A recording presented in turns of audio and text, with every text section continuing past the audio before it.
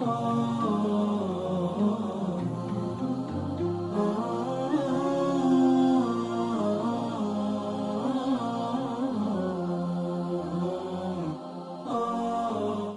باللہ من الشیطان الرجیم بسم اللہ الرحمن الرحیم وبہ نستعین وخیر ناصر ومعین۔ محترم ناظرین، السلام علیکم ورحمۃ اللہ وبرکاتہ۔ ادارہ معارف ولایت نجف اشرف کی جانب سے پروگرام دلیل کے ساتھ میں آپ کا میزبان حسن عمران حاضر خدمت ہے۔ کوثر حمد سے لبھائے سخن آبدار کرتا ہوں، اس ذات عظمت پناہ کی ثنا خوانی کی خاطر کہ جس کی حمد و مدحت کے سفینے بحر عظمت الہیہ کی بے کرام موجوں میں اپنی منزل استجابت کی طرف رواں دواں ہیں۔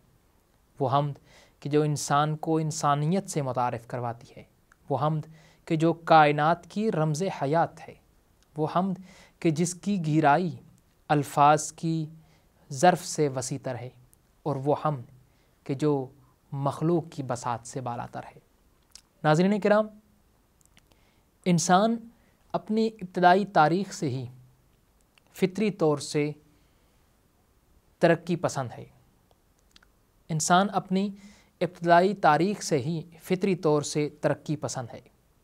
بلندی کی طرف جانا اور اس کے متعلق جستجو کرنا اپنے سعادت محسوس کرتا ہے۔ ہر مخفی حقیقت کے درپے ہوتا ہے کہ کسی نہ کسی اس مخفی حقیقت سے پردہ کشائی ہو اور پس پردہ اسرار و رموز کی مسکراتی کائنات کا نظارہ کر سکے۔ لیکن جب سوال انسان کی اپنی تخلیق اور انسان کی اپنی ابتدا کے متعلق ہو تو پھر بدرجہ اولیٰ یہ انسان اس حقیقت کو جاننے کا خواہش مند نظر آتا ہے، اور یہی صدیوں سے انسان اس کے متعلق سوچتا اور پوچھتا چلا آ رہا ہے کہ میری ابتدا کہاں سے ہے، میں ابتدا میں کیسے تھا، انسان کی کیفیت کیا تھی، کیا وہ ابتدائے تخلیق میں انسان اسی شکل و صورت اور اسی کیفیت میں تھا یا کسی اور کیفیت میں انسان نظر آتا تھا۔ اسی حوالے سے یہ پروگرام کا سلسلہ جاری و ساری اور ہماری گفتگو چل رہی ہے، اور ہمارے ساتھ موجود ہیں انتہائی قابل احترام جناب علامہ جعفر علی یعصوبی صاحب۔ قبلہ السلام علیکم ورحمۃ اللہ وبرکاتہ۔ وعلیکم السلام ورحمۃ اللہ وبرکاتہ۔ قبلہ صاحب، ہماری گزشتہ گفتگو میں یہ بیان کیا گیا کہ ڈارون کا نظریہ ارتقاء کیا تھا، اس حوالے سے گفتگو کی۔ قبلہ یہ کہا جاتا ہے کہ ڈارون کا نظریہ ارتقاء اس بات پر مبنی تھا کہ کائنات کی تخلیق کی ابتدا میں کچھ سیلز موجود تھے، اور ان سیلز سے مختلف ادوار میں مختلف چیزوں نے وجود حاصل کیا، اور اس طرح یہ کائنات میں تخلیق کا سلسلہ شروع ہوا اور یہ افزائش کا سلسلہ شروع ہوا۔ تو قبلہ کیا یہ ممکن ہے کہ کچھ سیلز سے، کچھ خاص سیلز سے اس کائنات کی تخلیق کی ابتدا ہوئی ہو؟ بسم اللہ الرحمن الرحیم، اللہم صلی علی محمد وعلی محمد۔ ڈارون تھیوری کے حوالے سے بہت ساری چیزیں ہم سابقہ پروگرامز میں ذکر کر چکے ہیں کہ یہ ممکن نہیں ہے،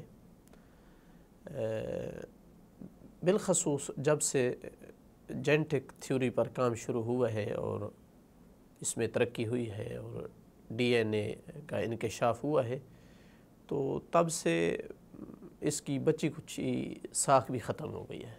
یعنی اس کی بلڈنگ جو ہے وہ پہلے سے ہی گرنے والی تھی، تو اس کو آخری دھکا لگا ہے۔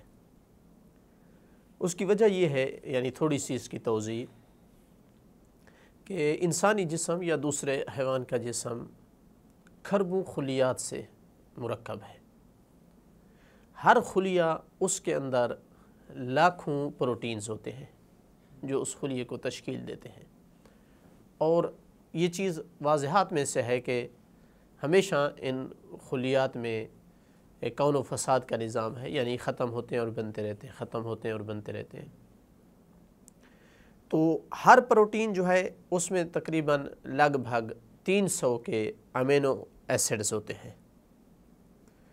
وہ ہر جسم کے اندر ایک خاص ترتیب اور نظام سے ہوتے ہیں۔ اس میں عدد، اس میں ان کی سیٹنگ وہ زنجیر کی طرح ہوتے ہیں، یعنی ہلکے جڑے ہوئے ہوتے ہیں ایک دوسرے سے، ایک خاص ترتیب ہوتی ہے ان میں۔ ہر حیوان میں دوسرے حیوان سے مختلف ہوتے ہیں۔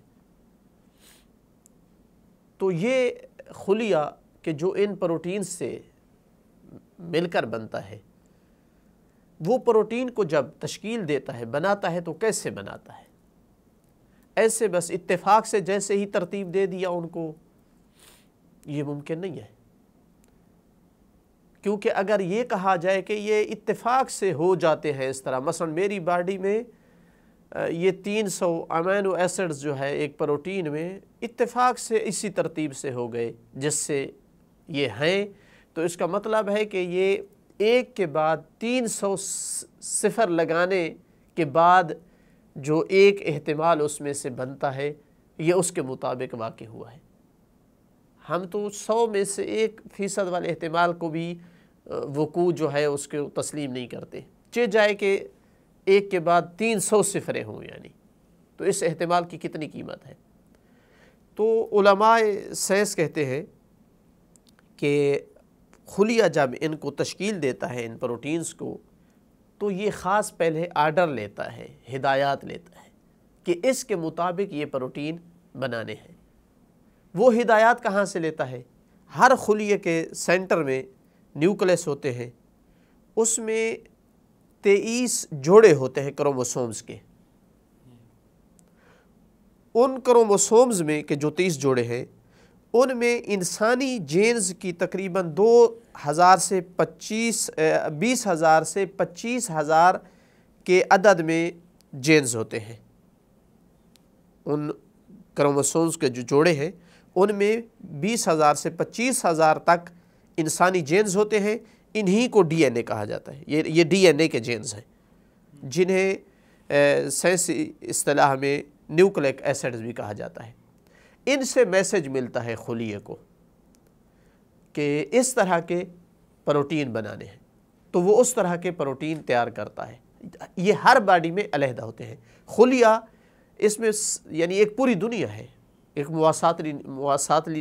اس میں ایک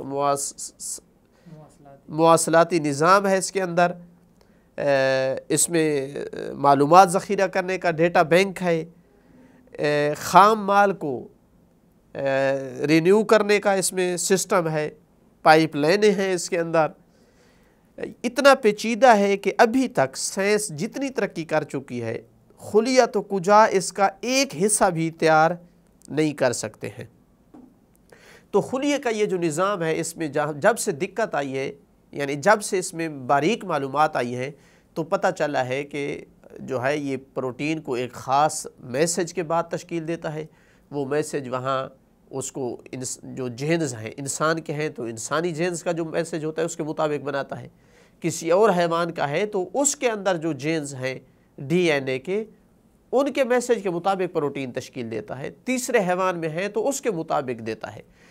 تو اس کے بعد پھر ممکن نہیں رہا کہ جینز کسی حیوان کے ہوں اور بن کوئی حیوان جائے۔ یہ تو اتنا باریک مسئلہ ہے کہ ایک انسان کا دوسرے انسان کے ساتھ ایک طرح کے جینز کا اصلاً کوئی تصور نہیں ہے۔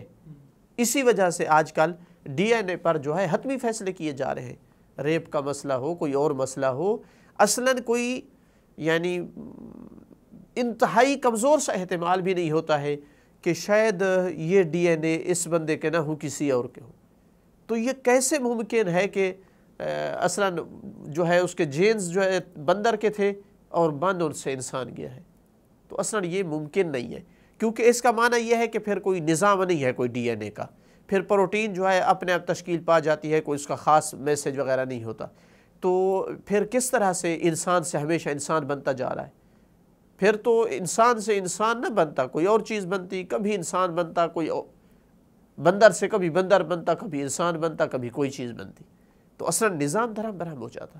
تو ڈی این اے کا جب سے علم آیا ہے اور اس کی تحقیقات آئی ہیں، تو اس کے بعد اصلاً یہ پھر نظریہ ارتقاء ڈارون تھیوری جو ہے اس کے چانسز بالکل ختم ہو گئے۔ قبلہ صاحب، اگر یہ بات مان بھی لی جائے کہ انسان بندر سے بنا ہے اور اس کی تخلیق بندر سے ہوئی ہے، اور انسان ایک بندر کی ترقی یافتہ شکل کا نام ہے، تو قبلہ پھر وہ درمیانی عرصہ اور انسان اور بندر کے درمیان جو درمیانی کیفیت تھی اس کو کیسے سمجھا جا سکتا ہے، اور وہ درمیانی کیفیت کیسی ہونی چاہیے تھی؟ یہ ایک اور یعنی سوال ہے جس کا جواب ابھی تک ان کے پاس نہیں ہے کیونکہ وہ قائل ہیں کہ نیچر جو ہے وہ ماحول کے مطابق خلق کرتی ہے چیز کو، جس طرح اس کی کے تقاضے ہوتے ہیں ماحول کے۔ تو ان سے ہم پوچھیں گے کہ جب بندر تھا تو بندر کے جو تقاضے تھے اس کے مطابق اس کے اعضاء و جوارح تھے، اس کی آنکھیں، اس کے منہ کا سٹائل، اس کے ہاتھ پاؤں۔ جب انسان بنا تو انسان کی طبیعت کے مطابق، نیچر کے مطابق مان لیا اس کے ہاتھ، اس کے پاؤں۔ جب درمیان میں تھا تو اس کے بازو کس کام کے تھے؟ نہ تو وہ بندر کے تھے اور نہ ہی وہ انسان کے تھے۔ کس کام کے تھے وہ؟ اس کے پاؤں کس کام کے تھے؟ آنکھ، ناک، کان کس طرح سے تھا؟ تو اصلاً پھر ان کو یعنی یہ ماننا پڑے گا کہ پھر ہم یہ نظریہ قبول کرتے ہیں تو پھر نیچر کبھی ایسے مراحل سے گزری ہے کہ اس کے اعضاء و جوارح جو ہے وہ اس کی خدمت کے لیے کافی نہیں تھے، نہ انسان والے تھے نہ بندر والے تھے۔ تو یہ چیز پھر خود ان کے نظریے کو رد کرتی ہے۔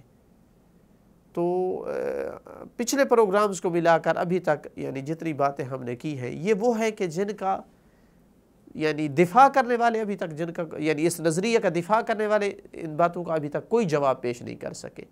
اور میں نے پہلے بھی عرض کیا ہے کہ جہاں یہ نظریہ پیدا ہوا تھا وہاں یہ نظریہ اب تقریباً ختم ہو چکا ہے، نہیں مانتے۔ یہ اب ہمارے معاشرے میں چونکہ دیر سے آیا ہے تو ان کو کچھ لوگ جو ہے لے کر گھما پھرا رہے ہیں، جبکہ یہ قد اکل علیہ الدہر و شرب، یعنی یہ ان نظریات میں سے ہے کہ جن کو پر زمانہ جن کو کھا پی چکا ہے اور ہضم کر چکا ہے۔